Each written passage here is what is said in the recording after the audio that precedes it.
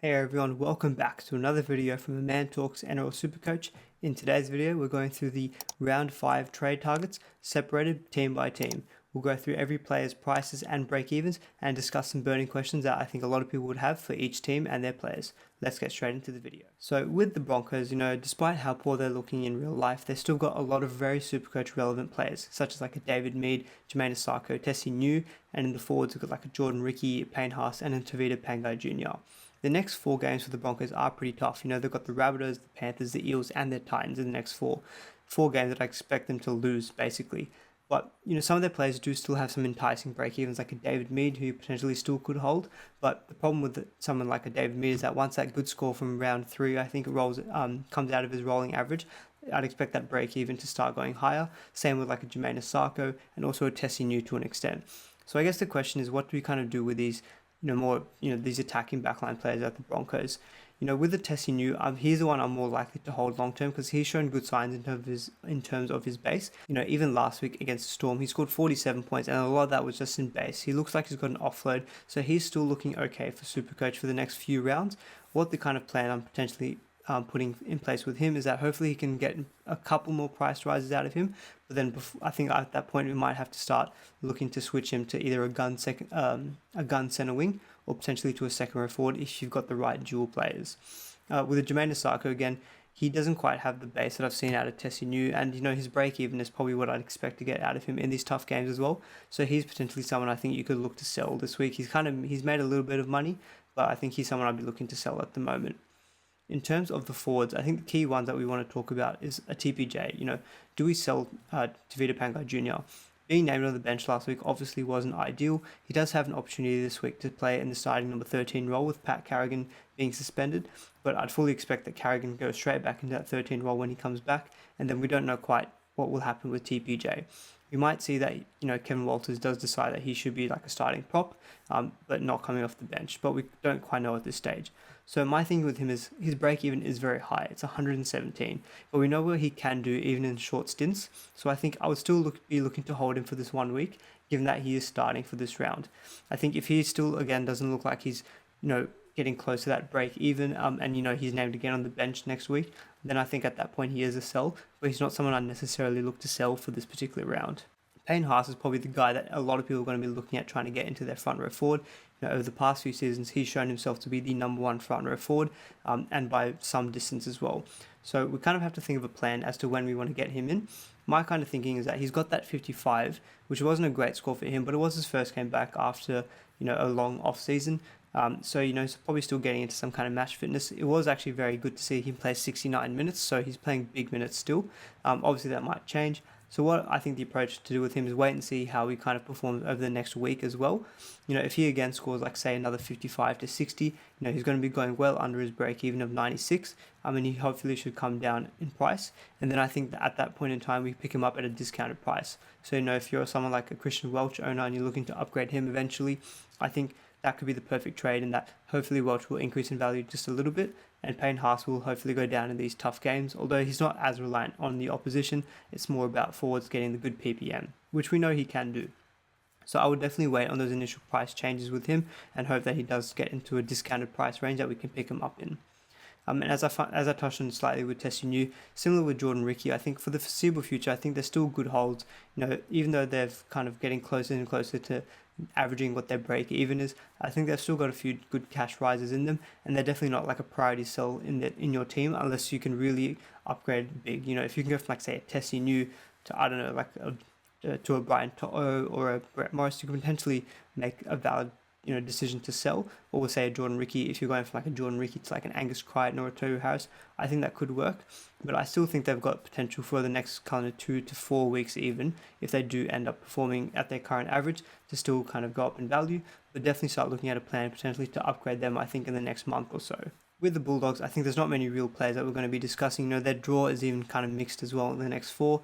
They've got the Storm and the Eels, which are tough games, but they've got the Cowboys and the Sharks in between. What we've seen, even in easy games, say against the Broncos, they weren't able to score any points.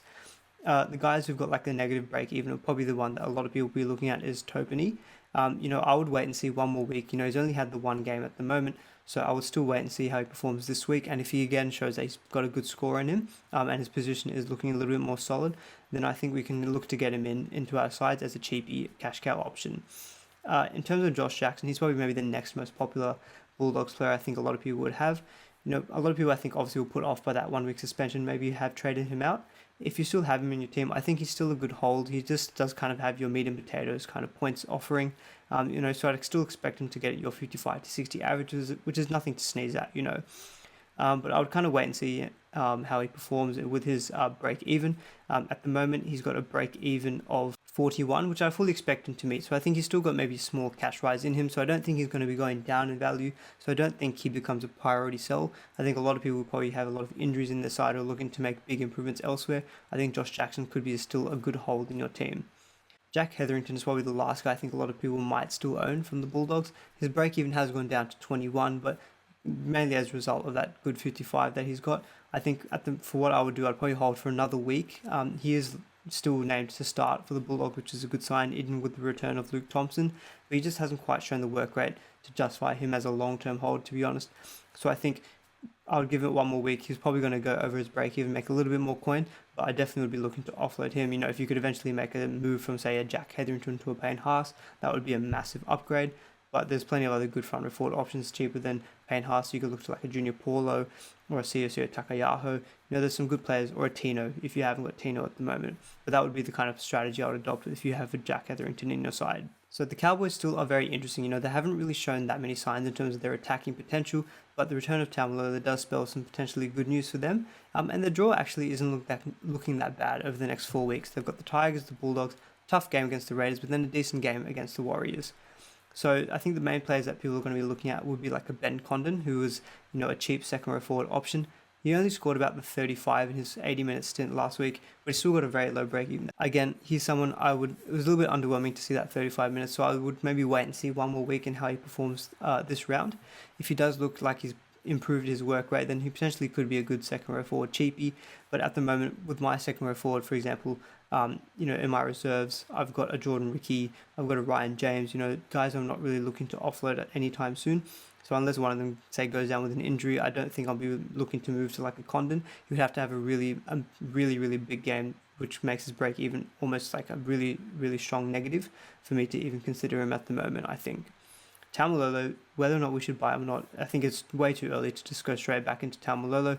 There's already those big question marks over his minutes, and that's something, again, I think we need to monitor moving forward before we can look to bring him back into our teams. Val Holmes is probably the one who I'd most like to jump on if I do want to get anyone from the Cowboys. He's done pretty decently over the last 3 rounds. He's got a 61, I think a 70 and another 70. And this is despite the Cowboys, attacking problems. And with these decent games coming up, there potentially is, more attacking scope for him. And Taumalolo, coming back into the side will potentially spell good news for their attacking players. I personally want to see some better attack overall before I maybe jump into Val Holmes. But, if you really want to get in there early as a big pod play, it is a big risk, but it could pay off for you. So next up at the Dragons, there's not too many Supercoach relevant players. I think the main ones that probably people would own would be like a Terrell Fumeono, and people who they'd be looking to get would be like a Zach Lomax. Fumeono, he's actually looked pretty decent at playing in the middle. His break even is about 32, and I think he's averaging around 38. So he is getting to that point where his average is close to his break even. So I expect he's potentially maybe getting close to peaking in his cash rise potential. Obviously, I don't think he's an immediate trade out, given that I think he probably will go slightly above his break even this round and have another cash rise, which will just tick him over the 300k mark. But similar to what I did last week, I upgraded him last week to a Dave Fifita, and obviously extremely happy with that decision given how Fifita has performed and how he's looking. So I don't think it's a bad idea to sell if you're looking to upgrade to a straight gun like a Tohu Harris or a Dave Fifita as well. So I 100% would recommend that trade, but I don't think he's a must sell for this week. With Zach Lomax, with the Dragons draw, it is pretty tough for the next 3. They've got the Eels, the Warriors, and then the Roosters before they've got a good game against the Tigers. Looking ahead at their schedule, I actually noted round 8 was a good time to jump on the Dragons players where their draw really did improve, and that potentially hopefully is a time when Zach Lomax, given that he got that low 41 last week, hopefully it does mean that his price does continue to go down over the next 3 weeks, and when that round 8 point hits, hopefully he's cheap enough and then you can pick him up in your center wing. That's kind of the time that I potentially have earmarked to get him into my team. So definitely maybe look at a plan to see if you can get Zach Lomax into your side at that point as well, when the Dragons draw does improve. And that'll also give gives you more of a chance to also see how he's performing overall in terms of his Supercoach output. With the Eels, a lot of Supercoach relevance here, mainly based on how they've been performing at the moment. The sides are unbeaten at the moment, and they've got a very good draw coming up too. Games against the Dragons, the Broncos, and the Bulldogs in the next 4 spell really good news for their attacking players and also their their big guys up front like a Junior Paulo. So in terms of the main guys to consider, I think Blake Ferguson will be the #1 kind of trade target for the Eels this week, given that he's got that -24 break even. Obviously, his score really was inflated at the end. He got that little bit of a try assist for Clint Gutherson, and he got that absolute junk time try at the end of the game against the Tigers. Fergo is someone you want to be getting into your team. I think the time has to be now. His price will go skyrocketing above 500k this week, regardless of what he scores. And I think at that point, when he's above 500k, it really does become a hard pill to swallow getting him into your team, given that he was priced around the mid 300k at the start of the season. So I think if you're looking to get a Ferguson, I think you have to bite the bullet now. Otherwise, I think at that point, it potentially does become a little bit too pricey for my liking. He still has got pretty decent base stats, but obviously he's been probably a little bit fortunate with some of his points, say especially against the Tigers, and that really has inflated his score. I still think he'll be a good option moving forward as well. But he is obviously more reliant on tries, but it does seem like they're definitely going down that right side a lot more with the presence of Dylan Brown on that side. So he is looking to potentially have some attacking threat, and yeah, definitely someone I think I'm looking potentially at getting into my team as well. If you guys do follow me on Twitter, subtle plug for that, you'll see that I'm $100 off going from Jamal Fogarty and Dave Fusitu'a to Sam Walker and Ferguson. This game really can be cool. $100. I swear, we need to be able to get to the higher ups and say, can I just get a $500 loan just to make this trade happen? But that'll be my pitch for next season. In terms of the other guys, Papali'i has performed really well playing off the bench and also in the starting lineup for the Eels. He obviously scored the try last week against the Tigers. That really did bump up his score into the 90s, and he's looking set for a few good price rises as well. Again, there's obviously those question marks over Ryan Madison, and at the moment, while Madison has been named to round 5, if he is again a late withdrawal, I'd expect Papali'i to be again named in the starting lineup, and he's shown really good work rate even coming off the bench. So I think he's still a pretty decent kind of second row forward mid-range option if you want to go for him. Speaking on Madison, I think it really is a 50-50 call what you do with him this week if you still own him. I think last week he was basically almost ready to go, but I think the Eels were being very extra cautious with him, so they didn't want to rush him back given he's got that concussion history. The real problem this week again is that the Eels play I think the last game or the second last game this week, and so that means that if he does become a late withdrawal, there's not really too much more you can do in your side in terms of setting reserves to kind of cover the loss of him. And priced at 666k, he's obviously he's a very expensive hold, so it really is up to you I think what you want to do with him. If I was an owner of him, I think I would probably sell, given that he's got that low score still in his break even, and he's probably going to go down in price. He's got 140 break even. That's probably the approach that I would do with Madison. I don't begrudge anyone for holding him though, given that if you're trying to conserve trades, and he's someone that everyone will want to get into their teams at some point again during the season. But having that late game doesn't really help, as well as that high break even. So I think I would probably point towards sell, although I do understand that if you have held up until this point, it makes sense to also still hold him. And finally, the last player I want to touch on was Reed Mahoney. He's looked really good in the first 4 rounds. It really looks like he's taken his game to another level. There's a lot more involved in the kicking and also the attacking plays for the Eels. The way it's looking at the moment with how he's playing, he potentially could be the kind of second hooker to pair up with like a Damien Cook or a Harry Grant come season's end. At the moment his break even is a 56, which is comfortably averaging above that. So, he's pretty expensive now at 583k. So if anyone did jump on him at that initial price rise, he's pocketed you about 100k at the moment. He is a little bit expensive still, so if anyone is trying to get him, it is tough. Problem is that they've got these good games coming up, so he could perform really well. So whether or not you want to kind of break your side to get him in, personally, I think at that price, you can only pay a little bit more to get like a Damien Cook. And with Harry Grant coming back, to be honest, I'd probably be looking to try get Harry Grant in early. So that's probably the way I'd go with it. If you don't own Reed Mahoney at the moment, it is tough to get him in. But, I wouldn't kind of begrudge anyone to bring in Reed Mahoney at this stage, given that they've got those good games coming up. And I really like he's passing the eye test for me. So the next team that we've got here are the Knights. Obviously, a lot of Supercoach relevance here.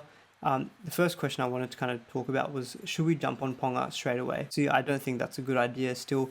He's a proven Supercoach gun, but I think given that he's coming off a pretty extensive injury with his shoulder, and we don't quite know yet if he's got the goal kicking duties, I'm definitely going to wait and see, And their draw is starting to turn. They've benefited from a very good draw to begin the season, but it definitely is going to start turning over the next month. against the Titans, who are looking pretty good themselves, the Sharks, who have looked pretty solid in defense, and then they got the Panthers and the Roosters. I think that combined with those injuries they've got to key positions like with Mitch Pearce, Kurt Mann and Tex Hoy still all going down, and some question marks over David Klemmer, I think it's way too early to be jumping on Kalen Ponga, and it's also hard to justify selling the big guys like Teddy, Pappenhausen or Latrell at the moment, so I definitely would not be recommending anyone to be jumping on him at this stage. Next guy I wanted to touch on was Connor Watson. Obviously he's probably a super popular option at hooker or 5'8", and he's got a -1 break even, so he looks set to go up in price again. I think the question is, when do we want to maybe cash him in, or if we want to do so in any way, because he's looking like he's performing at the moment pretty well, averaging around the 50 and 60 mark. I think for me, what I want to do is playing at 5'8". I don't quite know how well he's going to perform in comparison to him playing off the bench in that middle role at lock. So I kind of want to see how he performs playing at 5'8". If it seems like his point scoring does take a little bit of a dip, I think it's okay then to maybe, when these tough fixtures do turn, to potentially upgrade him to like a Damien Cook or a Harry Grant if you got him at hooker, or like your big gun 5'8", like a Jerome Luai, Cam Munster or a Cody Walker in your 5'8". So that's the kind of strategy I'm looking to adopt maybe in the next 3 weeks, depending how he performs at 5'8", looking to potentially upgrade him to one of those gun players. He's done really well for us to begin the year. He's obviously started I think like 280k, something like that, so he's made a stack of cash at the moment. Really happy to have him. But that's the kind of strategy I'm looking to adopt. I think if he still obviously performs really well at 5'8", that does kind of blur things up a little bit. But if I do see a significant drop in his points, he then definitely becomes a bit of a stepping stone to those big gun players. Tex Hoy, he's obviously got a low break even, but he is out injured. And with the return of Kalen Ponga, I think that does kind of spell the end for Tex Hoy as a cash cow. He's done really well. I think he's made over like 120k. So anyone who picked him up to begin the season, he's made some good cash value and has also delivered some decent points. But I think it is time to sell. I think potentially you could still go down to, say, like a Josh Schuster, who does have a negative break even. So if you're looking to create some money, that trade is viable. Otherwise, alternatively, if you can create cash elsewhere in your team, I think upgrading again to one of those gun 5'8s is definitely the right way to go as well. So the next team to discuss will be the Penrith Panthers. A lot of good advantages to the Panthers and a lot of Supercoach relevant players here. They've got a lot of factors going for them in terms of their games coming up in the next month. They've got a tough game against the Raiders, but then they've got the Broncos, the Knights and the Sea Eagles. Obviously the Knights could be tough, but they've got some... Obviously the Knights could be a bit tough, but they are undermanned at the moment. The Panthers are killing it at the moment, so I really expect them to win that game too. Matt Burton is probably the most interesting option, I think. He's got a -24 break even and looks set to go up quite a bit in value. And I think while Dylan Edwards is out of the side, he's looking pretty secure in that center wing position. So he should provide some good value in terms of points and also cash generation. The only question is, I think, if you're happy to take that kind of more short-term punt on him, because I fully expect with Dylan Edwards coming back, I think they'll go back to that lineup with Stephen Crichton getting that left center position and Matt Burton just being out of the side altogether. But, if he does play really well, potentially there could be some space for him in the 17, but you'd expect that the Panthers have been playing basically all of last season and the start of this year with that Stephen Crichton left center role, so I don't really think that Matt Burton would get a look in. But if you're looking for a real kind of good cash generation, but also good points with these easy coming games, then Matt Burton could be someone to go for. And Brian To'o, I don't think I really need to speak about him too much. If you ask me, should I get in Brian To'o, I'm just going to say yes. He's looking like an absolute gun. I'm so happy that I've got him in my team, and with the easy games, very happy to own him. Charlie Staines, I think, is a bit of an interesting one, whether or not we should hold him. Obviously, he wasn't named at fullback this round, which I wasn't really expecting. I was more just hoping for. For me, I've got bigger concerns in my team at the moment. I don't think Charlie Staines is an immediate sell. And with a break-even of 9, even though he did have some games very close to that at the beginning, he'll probably get a few cash rises, hopefully, with him. And playing against his easy games, I am hopeful for some more attacking stats from him. It just seems unfortunate that the Panthers always do seem to direct their attack down the left side. But unless you're upgrading to a gun, I think he's still a very safe hold. One thing I do want to touch on with the Panthers is that they do play in the round 13 bye week. So a lot of these guys who you're bringing in with the Panthers who aren't going to play Origin are very good players. Guys like your Brian To'os, your Charlie Staines, your Matt Burton potentially. But, I think maybe around that Origin period there might be space where he can play somewhere as well. Actually, with Nathan Cleary being out, he probably would play in the half. So he would be good for that period of time too. And Paul Morawski as well, if you want to go for another pod in your centre wing. He's looking pretty good at the moment too, and with a relatively low break even. With the Rabbitohs, a lot of, again, Supercoach relevant players here. First thing I wanted to touch on, I know a lot of people potentially have been looking to maybe sell Cody Walker this week, given that he is suspended. I would just say to that, don't do it. He's only got the 1 week that he's missing, and then he comes back against the Tigers and the Titans, 2 pretty decent games for the Souths. It is unfortunate that he is missing probably the prime game against the Broncos, but that's just the nature of the game at the moment. But, he's still your gun 5'8". You want to be holding him in your team. Cam Murray, I think, is someone who's very interesting that a lot of players potentially do own. My opinion on Murray is that he hasn't really set the world alight. With these easy games, hopefully in the next month or so, I'd be hopeful for some attacking stats. I think if you've held him up till this point, with his value still going down, I think you just have to continue to hold him. His break even isn't at 91, but we do know that he can reach that mark too. So I think just be hopeful for some attacking stats. But I think if you do sell him now, you're going to cop a big loss on his value, and that's going to be a bit detrimental to your team. So I think I'd probably just consider holding him if you've got him in your team. Damien Cook, obviously someone I've briefly touched on as one of the kind of premium hookers to be going for come season end. I guess when you want to be bringing him in is a good question. These easy games coming up will mean that if you get on Damien Cook really early now, you can get a lot of good points out of him. The downside of that though is that you're paying quite a bit of a premium. Say if you're going from like a Jaden Brayley or a Connor Watson up to a Damien Cook. So for me personally, I think it's going to be someone I might be looking to target, say past the Origin period. He obviously will be heavily involved in the Origin games, and he does miss round 13 with that bye. So he's probably potentially someone I'm going to be looking to just get after the Origin period, but I haven't fully decided with that. If he does seem to be going really, really well, and you get some good cash rises from Brayley and Watson, you potentially could make that switch earlier. But at the moment, I'm looking to maybe get him in past that Origin period. And finally, the last kind of thing I wanted to touch on with the Rabbitohs, I'm just getting a lot of questions about should I do like Latrell Mitchell to Ryan Papenhuyzen.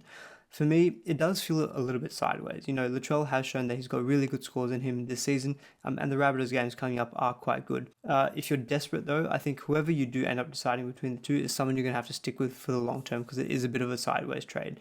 I'll touch on Papenhuyzen when I do get up to the Storm, but that's kind of my thoughts on Latrell to Papenhuyzen. I think depending on which one you want end up going for, I think you really have to kind of stick it out. Otherwise, you're going to just be burning trades trying to flip between the two.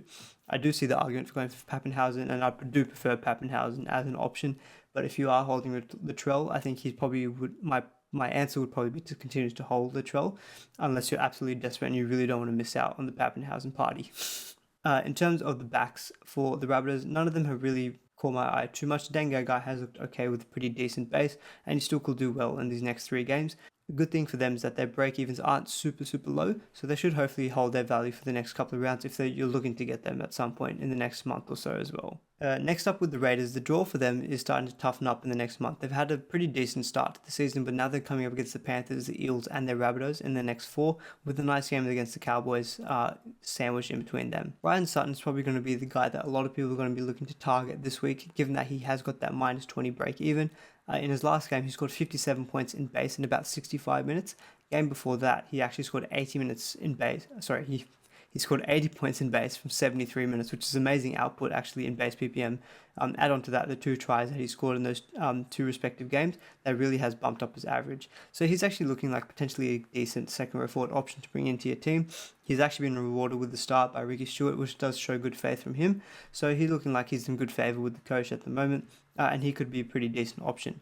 I obviously wouldn't expect the tries to come all the time. One good thing actually, I was watching Sterlo's rap actually on YouTube, and he made a really good point in that I think in the past 2 games, the Raiders have scored 5 tries coming straight out of dummy half. So that really does show that they do score a lot of points from their forwards, running onto dummy half balls near the try line and just kind of crashing over. So while I say yes, you might not get those tries, I think the forwards for the Raiders do definitely get involved with the attacking stats and the tries. So he potentially could be a good option, and he does have that threat of try scoring ability. Just on that point as well, getting points out of dummy half, may as well speak about Josh Hodgson, whether or not you should hold him. I think Josh Hodgson should be a hold. He's got a break even of 14, so I fully expect him to go over that over the next week or 2. I think he's still got a few more cash rises in him, but I think he'll definitely look to be a bit of a stepping stone to your guys like your Damien Cook or your Harry Grant. Potentially, if he does perform well enough against the Panthers and the Eels, you can then hold him against the Cowboys, because that is a good matchup for them. And hopefully at that point, if he has kind of peaked in price based on his break even, then I think at that point you could make the switch to say like a Damien Cook. In terms of the other cash cow options at the Raiders, well, we've got Bailey Simonson and Ryan James. Bailey Simonson has kind of been a little bit underwhelming, he's hovering around kind of mid-30s, hopefully he just makes a few more tries because he's got a break even still at the moment of about a 17. So hopefully he just kind of gets a few more tries. We should be hopefully increasing in value quite a bit. And Ryan James at the moment, he's got a break even of 48, but that is including that that injury affected game where he only scored 5, so that isn't his rolling average. So when that does drop out, I fully expect him to get a few more cash rises in him. So I think he's definitely still a good hold. I wouldn't be looking to really offload him if you have got him from the beginning of his price rises. So he's still looking like a good hold for me. So at the Roosters, again, a lot of relevance here. Decent mix of games coming up in the next month. Good games against the Sharks, the Dragons, and the Knights, but then they do have this kind of blockbuster game against the Storm next round in round 6. In terms of the guys that we're looking to target, Sam Walker doesn't really have to be spoken about too much. I've said, should we get him in? I say big capital letters, yes, get him in. You potentially could wait a week as he won't increase in price until round 6. So you could have another opportunity this week to kind of see how he performs. But, he scored 81 last week and decent game against the Sharks. He could still perform pretty well this week in terms of the points. So I think he's definitely someone I'm looking to bring in. Negative 42 break even. All the signs point to a massive cash rise increase. So he's definitely going to be someone I'm looking to get into my team. The next kind of thing I wanted to get onto was I've seen quite a few people suggest potentially selling Teddy to unlock funds to bring in guys like Ryan Papenhuyzen while their break even is low, and also use that money to kind of bolster the rest of their squad. In my opinion, it is a real ballsy move. He's got a high break even 157, but this is expected when you've got a guy like Teddy who's priced so expensive to begin the season. And as we saw in the first 3 games of the year, scoring 162 and 110 or 111, he very comfortably can get that average to go above his break even. So I think for me, I don't have the cojones to sell Teddy. If you're a braver person than me, I think you can do it, but otherwise I would strongly recommend not trading out Teddy. These guys that you bring into your team, they're proven guns. You ride the price rises and the decreases, and you don't go shipping these out just for kind of cash grabs and for guys with low break evens. I think it's a really risky strategy, burning trades doing that. And they've got those decent games coming up. So I think Teddy still can do well. There is a valid argument, if you are able to maybe create a plan that you can get Teddy back, you potentially could do it. But we're seeing so many more injuries with HIAs. I think that really does make it really risky to be burning these trades and trying to book in trades to bring back these gun players when you know that injuries can force your hand changing other players. So I think if you've got someone like Teddy, you just keep him into your team. Tupouniua, I think for me, it's a bit touch and go as well, whether he's going to make it back this round, given that he's got that HIA risk. If I was to sell Tupouniua, I think it only really is worthwhile if you're going straight up to a gun. I think he's still looking pretty threatening. Obviously, he's lost Kiri, which will, maybe potentially decrease his attacking stats output, but Sam Walker has looked pretty good. So I think if you have got other pressing issues, I think it's okay to still hold him into your team. But if you do potentially are able to upgrade a Tupouniua to your gun, Tohu Harris, Angus Crichton, if you don't have him, Dave Fifita, I think that's still a very safe trade because that 105 break even, obviously he does have the potential to get that, but you'd bet that he wouldn't get that, and so he's probably going to go down in price. So that's kind of my opinion on Tupouniua. And the last player I wanted to kind of touch on was Brett Morris. Should we be paying top dollar for Brett Morris? At the moment, he's 732k, and he's got 3 tons in his first 4 games. I think for me, the boat has kind of sailed. He's gone so high in price. I think it really does mean you have to break your team to get him in. He's priced almost about the same as Ryan Papenhuyzen. I think what I would probably do is just hope that he goes on a bit of a scoring drought. Hopefully he kind of gets a really high break even and his price can start decreasing a little bit before picking him up. I think just for now, it's just way too much money to be spending for him. I think you really have to get him in before his initial price increases if you really wanted to get Brett Morris. I think for now the ship has sailed a little bit too much for me. Next team we're going to discuss are the Sea Eagles. Not really looking too good at the moment. There's not too many players I really want to discuss. Josh Schuster, who probably is the most popular option still at the moment at the Sea Eagles. He obviously had a big cash rise last week, making about 80k, and he's still got a negative 34 break even. So I think a few people have said, is it still okay to bring in Schuster? I think it's perfectly fine. He's got a negative break even, still named again on the starting edge. And the way that it looks like Jack Kozeski has been rotated amongst the second row forwards, but Schuster has been kind of left alone. It seems that Schuster looking a bit more safer in that starting lineup. And playing on an edge at his current price, he's still looking at a very good cash cow option. So, if you've got like a Tex Hoy or a Matt Moylan and you want to maybe, create some funds to bolster elsewhere in your team, I think those are kind of the good replacements that you want to be getting for someone like a Josh Schuster. In terms of Jason Saab, obviously he's like the nightmare of the cheap center wings at the moment. He just hasn't produced any points whatsoever. He doesn't have the work rate or the base stats to even provide like a decent floor, and he's just looking more and more like an auto emergency nightmare. Yeah, he's gone down in price now to 200k. I think given that he's lost like 23k in value at this point in time, I think you just have to kind of hold him. I don't think it's really worth the trade, trading him out at this point in time, unless you're going to a real gun player like a Brian To'o, for example. I think if you're not able to stretch that kind of mark, I think I would just hold him at the moment and maybe upgrade elsewhere in your center wing, potentially like a Dave Fusatua, for example. I just don't think that is worth kind of spending the money on him at the moment.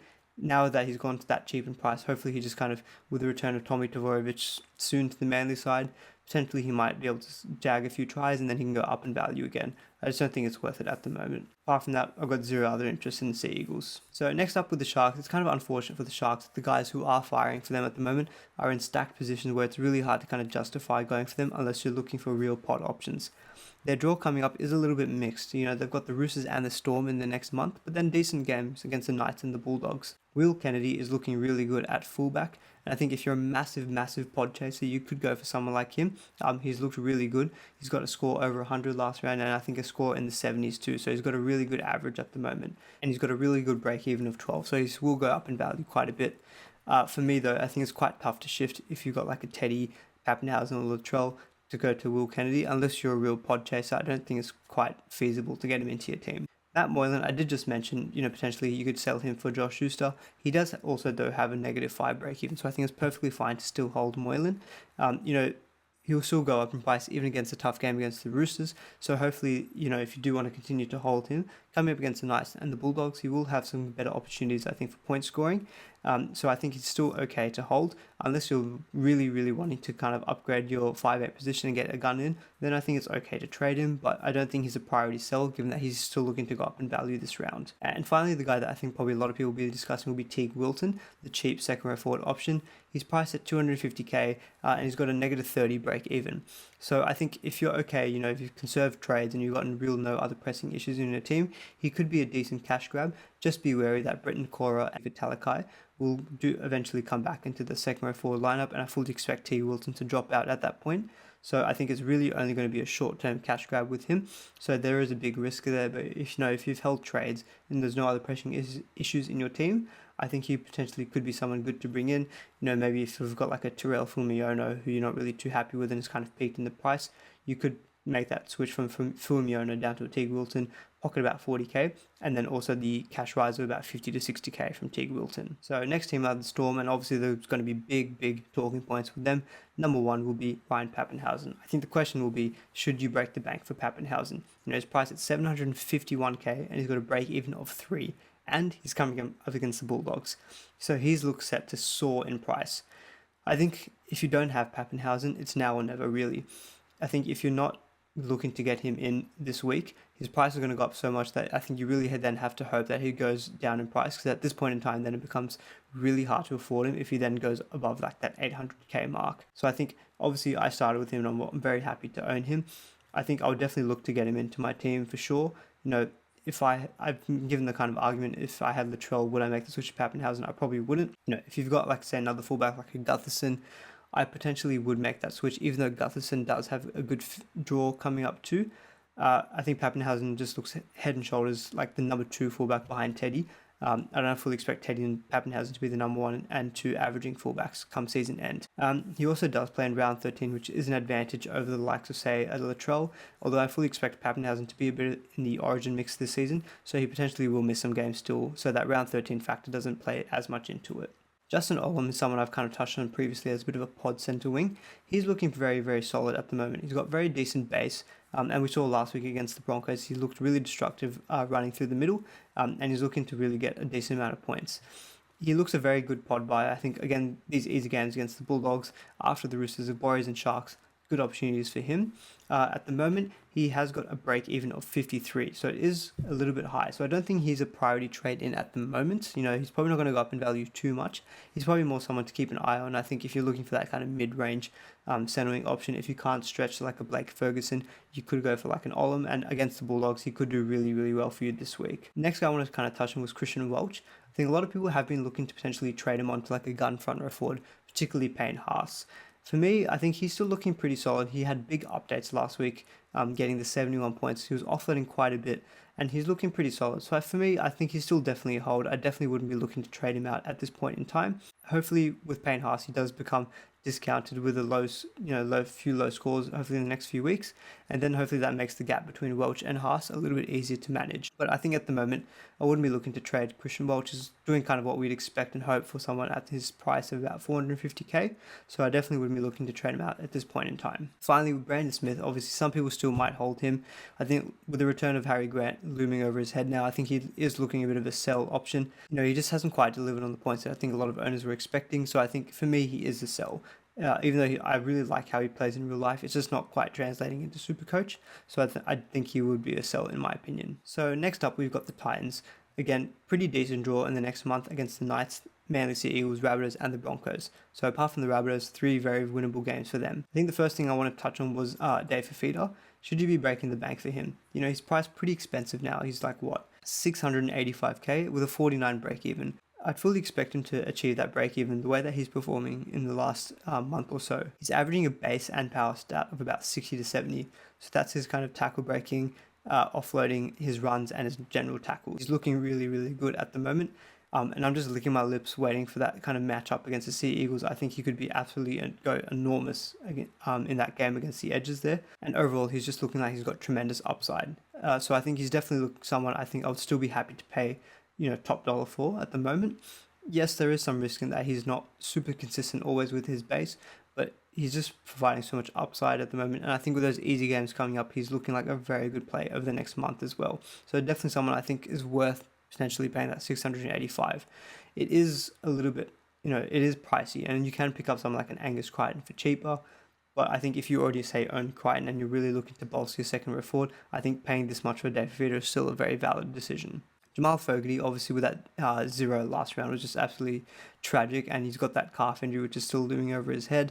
He was named in the starting lineup for the Titans, but it's kind of touch and go as to whether he's going to be playing. For me personally, I think I'm just going to be looking to make that switch to Sam Walker. I think that's going to free up a lot of money for me, and he just hasn't quite lived up to the expectation that I was hoping for. I think he's only had one game where he's gotten above 70, so he just hasn't really done too much for me at the moment. So I think I'm very happy to make that switch to Sam Walker, so I think for me he is a sell. Final guy I wanted to touch on was Brian Kelly. So he is returning from his hand injury this week, and he was a very kind of popular pod option, if that does make sense, coming into the season. With those easy games coming up, I think hopefully he can come in a little bit more discounted if he does get some low scores, to kind of as he gets back to full match fitness. But I think from round 8, I've identified that's when the Titans do have a really good upswing in their draw. So he could then be a very good pickup at that point in time. But he looked really good at towards the end of last season with a good tackle breaking ability and a fairly decent base as well. So he's definitely someone I'd be looking to target. Maybe not straight away, but maybe come the Broncos game when the Titans draw really does start to improve again as well. So next up, we've got the Warriors. Pretty good month ahead actually for them. They've got the Sea Eagles, the Dragons, the Storm, and the Cowboys. So aside from that Storm game, pretty decent games for them. I think the few guys that we'll be looking to consider, I haven't mentioned in my burning questions, but Sean O'Sullivan, he's got a negative 30 break even, so he's looking like a pretty decent kind of halfback cheapy option. For me personally, I think I'm just going to go with Sam Walker, but you could make an argument for O'Sullivan given that they've got these easy games coming up. For Satua, he's been kind of underwhelming so far, so I have seen people say upgrade him to like a Brian To'o. I think if you can upgrade to like one of those gun premium guys like a Brian To'o, I think that's a very, very good move. If you can't quite stretch that mark, I think he's still okay as a hold. Hopefully he just falls over the line. He's got these good games against the Sea Eagles, the Dragons, and the Cowboys. Hopefully over this next month he can hopefully jag a few tries and start going up again in value, at which then I would probably then sell him on. Hopefully enough value has been made in him that we can go up to like a good center wing.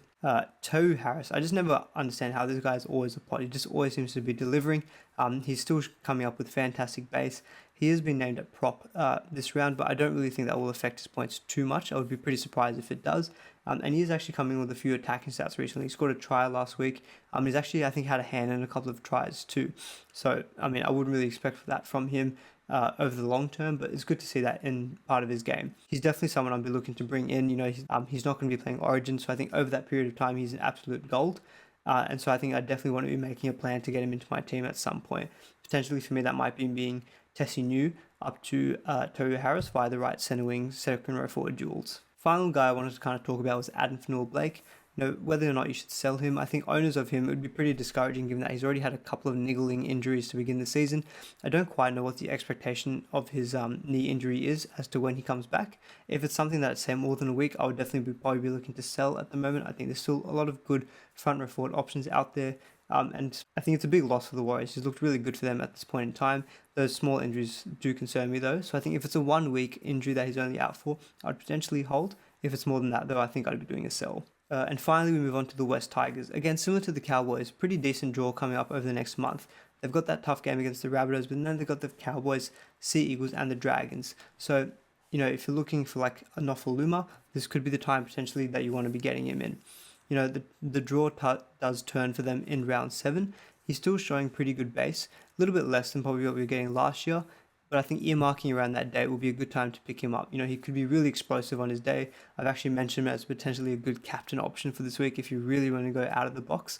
We know what he did last year. He's an absolute gun center wing on his day. So I think trying to maybe get him in around round 7 might be a good strategy with Nofoaluma. Jacob Liddle, probably the most popular West Tigers player at the moment. He's still chipping in with some tries, getting a 73 last round.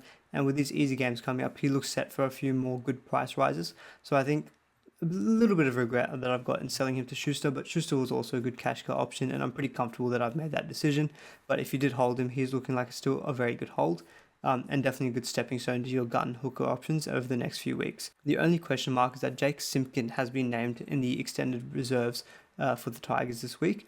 That doesn't necessarily suggest that he will play this week, but he potentially could be like a late match day inclusion, and that probably would mean that Jacob Liddle's minutes are reduced. But we know that Liddle can play 80 minutes, so I think he's still looking a good hold. And so with that break even of 19, he should hopefully still have a few more good price rises in him. Stefano Utoikamanu, haven't made it kind of mentioned as a burning question, but he's still coming up absolute trumps. Scored 2 tries now in his last 2 games. Negative 23 break even, absolute hold as a cash cow. He's looking the goods. And finally, something I kind of mentioned in my roundup video is Adam Douei's looking like a bit of a pod move at 5'8", you know. As I mentioned with Nofoaluma, the Tigers have got a good draw coming out from round 7. He's got the goal kicking, which does help, and they do play in round 13. So he potentially could be a real out-of-the-box pod over the Origin period. Look, for me, I'm probably not brave enough to go there myself, but if I do see some good performances from them, say against the Cowboys and the Rabbitohs, you know, with that easy run coming out from round 7, he could be someone I'm looking to get in. That's if you want to go absolute pod move. I think if you're a big pod chaser, Adam Douei could be the one, but at the moment, my cojones don't make me want to go there. Right, guys, those are my kind of trade targets and thoughts on different players in every team for round 5 and for moving forward as well. Hopefully you guys did find some value out of this video. Would really appreciate a thumbs up on it if you did like it. And then also hit that subscribe button, please, if you haven't already, as I'll be continuing putting out more video throughout the 2021 Supercoach season. And do let me know in the comments, guys, if you did like this kind of format of a video. It's a little bit different to what I've done previously. I'm looking to potentially do this weekly moving forward. So do let me know if you guys like this stuff. But until then, see you guys in the next video.